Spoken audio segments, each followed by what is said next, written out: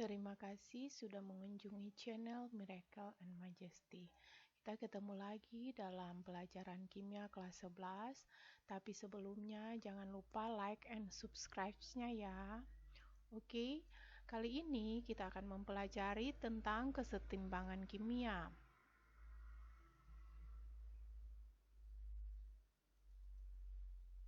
Perhatikan gambar yang ada. Apakah abu hasil pembakaran kertas dapat diubah menjadi kertas seperti semula?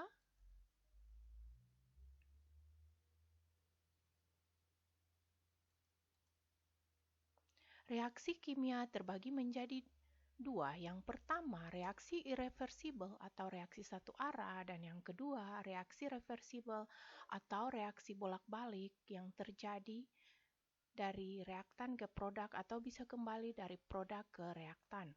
Kesetimbangan dinamis pada penguapan air. Perhatikan tiga gambar yang ada. Yang pertama, tidak terjadi kesetimbangan, air menguap dan keluar dari botol. Dan yang kedua, belum terjadi kesetimbangan di mana laju penguapan lebih besar daripada laju pengembunan. Sedangkan gambar yang ketiga, terjadi kesetimbangan laju penguapan sama dengan laju pengembunan.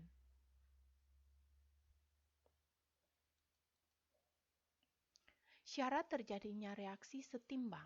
Yang pertama, reaksi bolak-balik, di mana dalam keadaan setimbang terjadi reaksi dalam dua arah.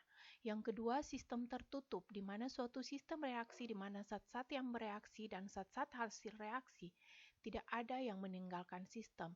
Dan yang ketiga, bersifat dinamis, di mana secara mikroskopis reaksi berlangsung terus-menerus dalam dua arah dengan laju reaksi pembentukan sama dengan laju reaksi penguraian yang terjadi.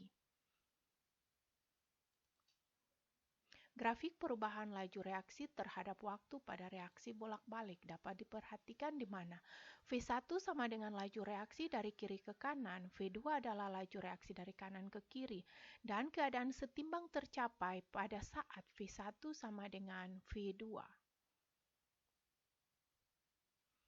Pada reaksi N2O4 menghasilkan 2NO2.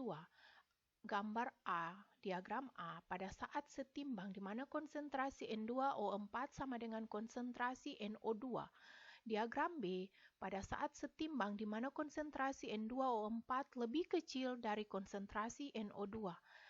Diagram C, pada saat setimbang di mana konsentrasi N2O4 lebih besar dari konsentrasi NO2. Kesetimbangan homogen adalah kesetimbangan yang semua komponennya satu fase. Contoh, N2 tambah H2 menghasilkan 2NH3. Sedangkan kesetimbangan heterogen adalah kesetimbangan yang terjadi dari dua fase atau lebih. Contohnya, CaCO3 menghasilkan CaO tambah CO2. Hukum kesetimbangan adalah dalam keadaan setimbang hasil kali konsentrasi zat-zat hasil reaksi dipangkatkan koefisien reaksinya dibagi dengan hasil kali konsentrasi zat-zat pereaksi dipangkatkan koefisiennya akan mempunyai nilai yang tetap. Sedangkan tetapan kesetimbangan atau Kc pada reaksi kimia Ma tambah Nb menghasilkan Pc tambah Kd. Persamaan tetapan kesetimbangannya Kc sama dengan konsentrasi C pangkat P kali konsentrasi D pangkat Q per konsentrasi A pangkat M kali konsentrasi B pangkat N, di mana satuan Kc sama dengan M pangkat P tambah Q kurang M tambah N. Makna dari tetapan kesetimbangan yang pertama, menentukan apakah suatu reaksi terjadi bolak-balik berada dalam keadaan setimbang. Yang kedua, menentukan komposisi zat-zat dalam keadaan setimbang. Dan yang ketiga, memprediksi arah reaksi yang terjadi pada suatu reaksi yang ada. Untuk memprediksi arah reaksi dengan membandingkan nilai Kc atau koefisien reaksi dengan Kc. Nilai Kc kurang dari Kc, maka arah reaksi bersih berlangsung ke kanan sampai Kc sama dengan Kc. Jika nilai Kc lebih besar dari Kc, maka arah reaksi bersih berlangsung ke kiri sampai nilai Kc sama dengan Kc. Sedangkan nilai Kc sama dengan Kc, maka arah reaksi campuran setimbang. Tetapan kesetimbangan tekanan atau Kp pada reaksi kimia Ma tambah Nb menghasilkan Pc tambah Kd. Kp sama dengan konsentrasi Pc pangkat P kali konsentrasi Pd pangkat Q per konsentrasi Pa pangkat M kali konsentrasi Pb pangkat N, di mana P adalah tekanan parsial dan Px sama dengan mol gas X per mol gas total dikalikan dengan P total. Hubungan Kc dan Kp. Tekanan parsial gas bergantung pada konsentrasi, di mana hubungannya PV sama dengan nRT, di mana P sama dengan nilai P dapat didapat dengan N per V kali RT. N per V disubstitusikan ke persamaan Kp sehingga persamaannya Kp sama dengan Kc kali RT pangkat delta N, di mana delta N adalah selisih jumlah koefisien produk dikurangi dengan jumlah koefisien reaktan pada reaksi yang ada. Hubungan tetapan kesetimbangan antara reaksi-reaksi yang berkaitan. Yang pertama, reaksi kesetimbangan dibalik. Nilai K sama dengan 1 per K. Yang kedua, koefisien reaksi kesetimbangan dibagi dengan faktor N. K pangkat 1 sama dengan akar pangkat N dari K. Yang ketiga, koefisien reaksi setimbang dikalikan dengan faktor N. K pangkat 1 sama dengan K pangkat N. Yang keempat, reaksi-reaksi kesetimbangan dijumlahkan. K sama dengan K1 kali K2. Tetapan kesetimbangan untuk kesetimbangan heterogen. Tetapan kesetimbangannya hanya bergantung pada komponen yang konsentrasi atau tetapannya berubah selama reaksi berlangsung. Saat padat murni atau solvent dan saat cair murni liquid memiliki konsentrasi tetap, tidak disertakan dalam persamaan tetapan kesetimbangan. Kesetimbangan disosiasi adalah reaksi penguraian suatu senyawa menjadi zat-zat lain yang lebih sederhana, di mana derajat disosiasi dinyatakan dengan alfa sama dengan jumlah mol zat terurai per jumlah mol zat mula-mula. Pergeseran kesetimbangan. Menurut asas Le Chatelier, jika dalam suatu sistem kesetimbangan diberikan tindakan atau aksi, maka sistem akan berubah sedemikian rupa sehingga pengaruh aksi itu sekecil mungkin, atau reaksi sama dengan minus aksi. Penerapan asas Le Chatelier.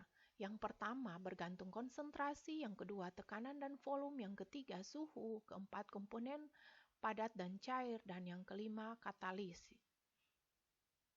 Pengaruh konsentrasi terhadap kesetimbangan kimia. Jika konsentrasi diperbesar, kesetimbangan bergeser dari arah zat yang konsentrasinya diperbesar. Jika konsentrasi diperkecil, kesetimbangan ke arah bergeser dari arah zat yang konsentrasinya diperkecil. Pengaruh tekanan dan volume terhadap kesetimbangan kimia. Tekanan berbanding terbalik dengan volume. Jika tekanan diperbesar atau volume diperkecil, kesetimbangan akan bergeser ke arah jumlah koefisien yang kecil. Jika tekanan diperkecil atau volume diperbesar, kesetimbangan akan bergeser ke arah jumlah koefisien yang besar. Pengaruh suhu terhadap kesetimbangan kimia. Jika suhu dinaikkan, kesetimbangan akan bergeser ke arah reaksi endoterm atau reaksi yang membutuhkan kalor. Sedangkan jika suhu diturunkan, kesetimbangan akan bergeser ke arah reaksi eksoterm atau reaksi yang melepaskan kalor. Pengaruh komponen zat padat dan cair. Penambahan atau pengurangan komponen yang berupa padatan dan cairan murni tidak mempengaruhi kesetimbangan. Komponen padat atau solvent dan cair liquid tidak mengubah konsentrasi karena jarak antar partikel dalam padatan dan cairan tetap. Pengaruh katalis terhadap kesetimbangan kimia. Katalis mempercepat tercapainya keadaan setimbang. Katalis juga tidak mengubah komposisi setimbang dan katalis tidak mempengaruhi pergeseran kesetimbangan yang ada. Kesetimbangan dalam industri. Prinsip dalam industri mendapatkan hasil semaksimal mungkin dengan biaya seminimal mungkin, di mana proses Haber-Bosch dan proses kontak yang terjadi. Pembuatan amonia menurut proses Haber-Bosch. Reaksi sintesis amonia NU2 tambah 3H2 menghasilkan 2NH3 dengan delta H sama dengan minus 92,4 kJ. Kondisi untuk mendapatkan hasil optimal suhu 400 derajat Celcius sampai 600 derajat Celcius dengan tekanan kurang lebih 140 sampai 340 atmosfer. Katalis serbuk besi dicampur dengan Fe, Al2O3 dan K2O. Amonia yang terbentuk segera dipisahkan. Pembuatan amonia menurut proses Haber-Bosch dapat diperhatikan pada diagram yang ada.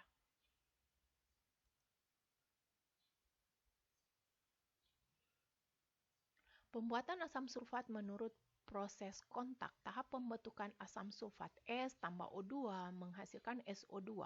2SO2 tambah O2 menghasilkan 2SO3 dengan delta H minus 196 kJ.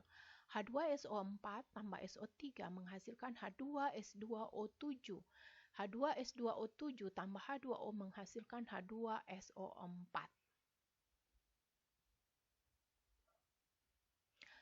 Tahapan penting reaksi nomor 2, yaitu yang perlu diperhatikan kondisi untuk mendapat hasil optimal, yaitu suhu 400 derajat Celcius sampai 450 derajat Celcius dan berada pada tekanan 1 atmosfer dengan katalis yang diperlukan V2O5.